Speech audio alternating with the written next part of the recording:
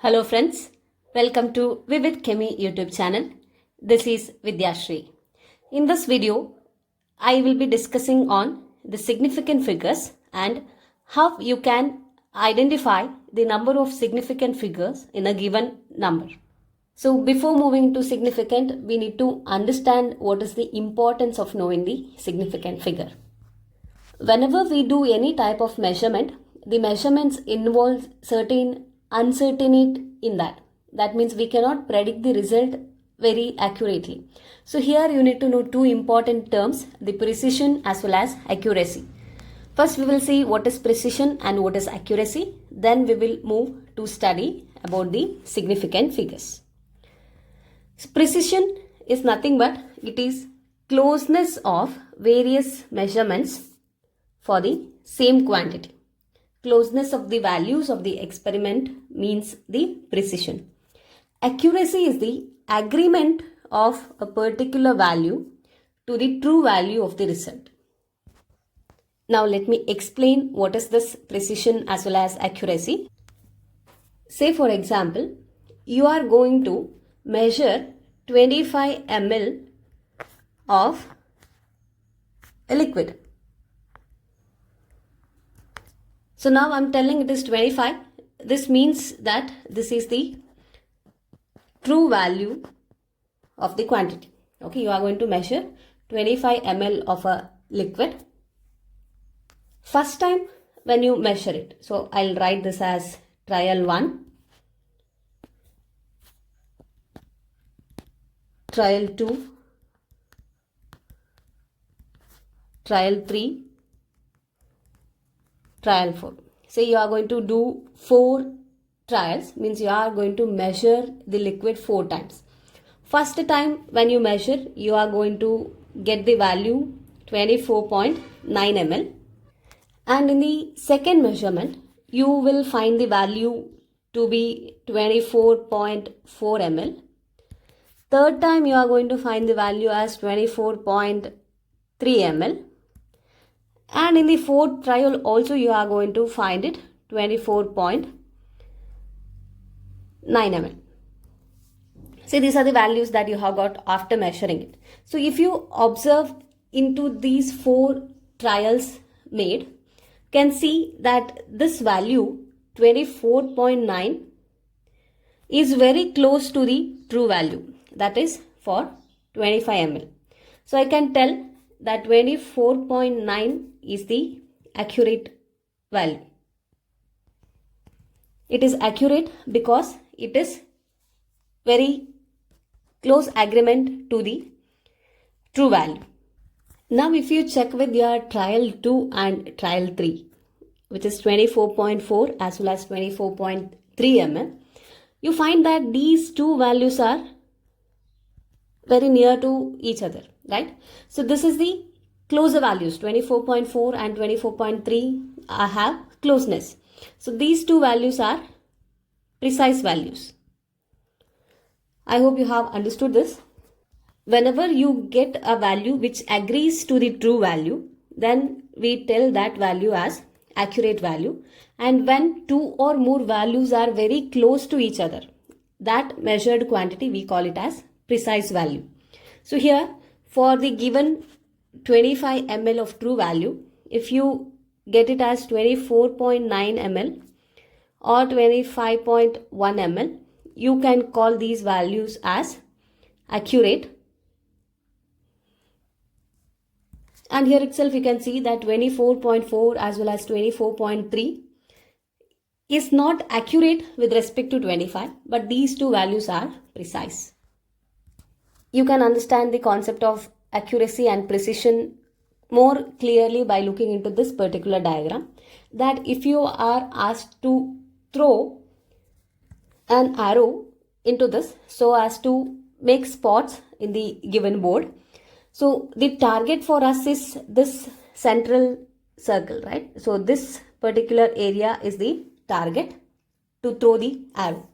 So if you can exactly spot the 4 arrows that is given to you into the central mark, then you are very accurate and you are precise, because these 4 trials whatever you have taken, is very close to one another, and that is what is the target, right? So it is accurate as well as precise.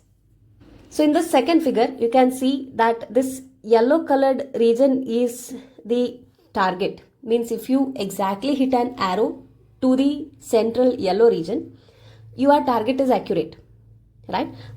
Now you have an accurate target here, but you can see that the 4 spots that is made are not close to one another. It means it is not precise. In the third figure here, you can see that the target is central yellow region, but you have made spots very far away from that region. So your target is not accurate. But you can see all the 4 spots that is made by the arrow that is thrown by you are very close to one another. It means that it is precise. So now check in figure 4. The target is yellow colored region, and you made 4 different spots at 4 different positions. Okay, none of them are hitting the central region properly. So you can tell that it is not accurate, also not precise. So hope you have understood the concept of accuracy as well as precision. Accuracy is the agreement of a particular value to the true value of the measurement, whereas precision, it refers to the closeness of the various measurements for the same quantity. Now we will move to study about the significant figures. Significant figures are the meaningful digits which are known with certainty. Means by certainty we have to tell that these many digits are present in the measured value, that gives us the significant figures. Now let us study how we can determine the significant figures in a given number. There are certain rules that governs the determination of significant figures in the given number. So the first thing that you should remember is that all non-zero digits are significant. All the digits other than zeros are significant. Okay, whenever you are going to count the number of significant figures, you will count all the non-zero digits. So here we have 2 examples. One is 244 centimeter, second is 0.25 ml. Now we will count the number of significant figures in each. So I'll write the significant figures as SF. So the first example I have is 244 centimeter, and the first rule tells that all non-zero digits are significant. Means here we do not have any digits with 0. So we have 3 significant figures, 2, 4 and 4. Check with example 2, 0.25 ml. So it is told all non-zero digits are significant. We have only 2 non-zero digits. So here the significant digits are 2. Rule number 2, it tells that zeros preceding to first non-zero digit are not significant. Preceding means the previous number. Zeros which are present before the non-zero digits are not significant. See, we have 2 examples. 0.0072. The number of significance in this number is 2. And we have 0.3. Here the significant figure is only 1. So in example 1, the first non-zero digit is 7. So 0 which are there before number 7 are not significant to us. So we have only 2 significant figures in the first example. Here if you check with 0.3, 3 is the first non-zero digit, and 0 which is present before that is not significant. So we have only 1 significant figure in 0.3. Moving for the next rules. Third rule, it tells that zeros between 2 non-zero digits are significant. So we will consider the example here. First one, 5008. Now these 2 zeros are present between the non-zero digits. Okay, so these 2 zeros are important. So here in this number, the significant figures are 4. 5, 0, 0 and 8. So we have 4 significant figure. And even this number, 2 is a non-zero digit, 5 is a non-zero digit. In between 2 and 5 we have 2 zeros. So since it is present between non-zero digits, those 2 zeros are also important. So the number of significant figures here in the second example is 4. Next rule tells us that zeros at the end or right of a number are significant if they are on the right side of the decimal point. So here we will consider the example in order to understand this. Zeros at the end or right side of a number means towards this side. So 500 as well as 500.0 I have considered. So here after 5 means end of the number or towards the right side of a number are significant if they are on the right side of the decimal point. So here in these two examples you can see, in the first example we do not have a decimal point. In the second we have a decimal point after 500. Okay. So these zeros are important but these zeros are not important. So here the significant figures is only 1, whereas in the second example the significant figures are 4 in number. It's important to note that whenever the number is written in the scientific notation, all the digits are significant. So here with respect to this number, it has 3 significant figures. So that is 4, 0 and 1. And with respect to the second number that's mentioned here, we have 4 significant figures.